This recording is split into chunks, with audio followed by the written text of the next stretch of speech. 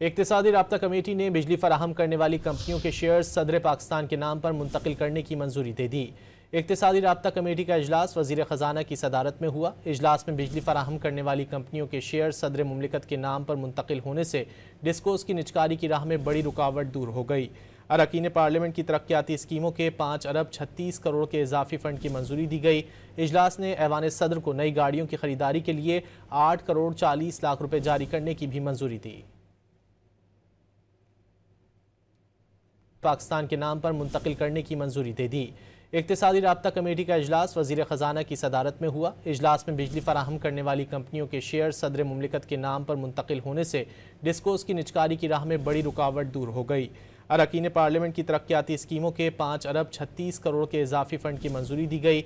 इजलास ने ऐवान सदर को नई गाड़ियों की खरीदारी के लिए 8 करोड़ 40 लाख रुपए जारी करने की भी मंजूरी दी।